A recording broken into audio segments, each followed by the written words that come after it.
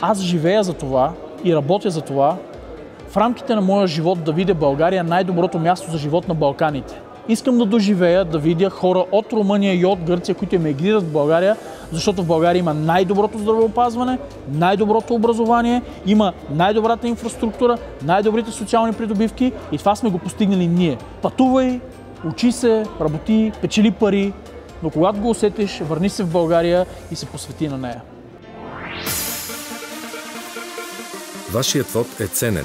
Бъди различен, не бъди безразличен. Участвай в избора на Европейски парламент.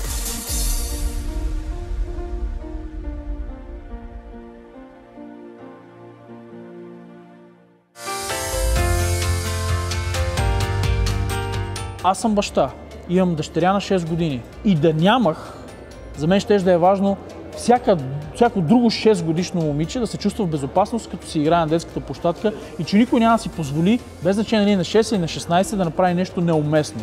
Без значение каква ти е културата. Трябва да съобразиш, че в Европа е така и с жените се отнасяме като с равни. Аз винаги съм се стремял и съм искал да се отпускат пари, затова да ни се пазят границите и ясно да кажем на всички хора, които ни гледат, включително на тези извън Европейския съюз.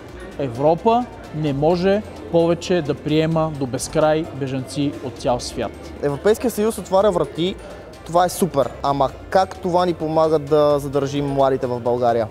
И отворените граници значи ли по-малко българи в България съответно? Не. Аз се радвам, че живеем в свят, в който можем да стоим да си говорим с тебе и да кажеш, всеки може да пътува с лична карта срещу 20 евро с нискотарифна компания. Къде си поиска в Европа? Така направихме и ние, между другото. Нали? Да. Това е само хубаво. Хората ще започнат да се връщат в България и да остават в нея, когато средата стане толкова добра, че да може да се сравнява с тази на Запад. Тогава, когато Българския университет влезе в топ 100 в Европа, сигурно ще има и хора, които не само от България ще останат да учат там, но ще дойдат и такива от чужбина. Нека да си кажем, че не е лошо да отидеш и да получиш образование в чужбина и да се върнеш в България. Разбира се, че не. Но да се върнеш.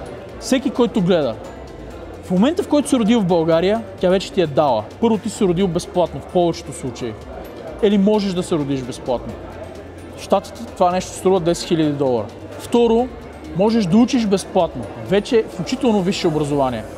Без една стотинка. Значи някой е станал в 6 часа сутринта и е отишъл на работа и си е платил данъците, за да можеш ти да отидеш на училище. Защо да гласуваме за Европейския съюз? Привилегии, какви получаваме от това нещо? Това те прави активен гражданин.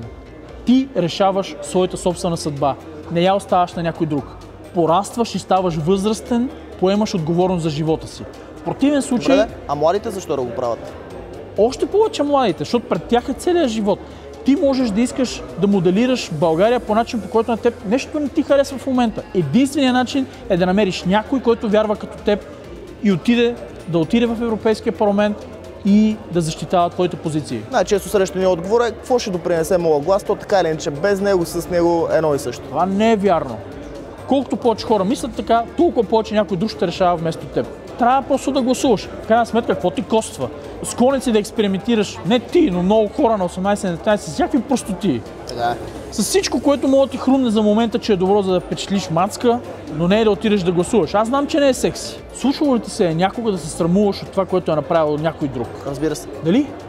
Ами тук е същото. Ако не искаш да се срамуваш, че човека, който си изпратил в Европейския парламент, е направил някаква простотия, каквото би могло да се случи, ако не гласуваш, ако не си активен, това касае теб. България е част от нас. Ние сме българи, където да отидеш, имиджа на нашата държава касае и теб.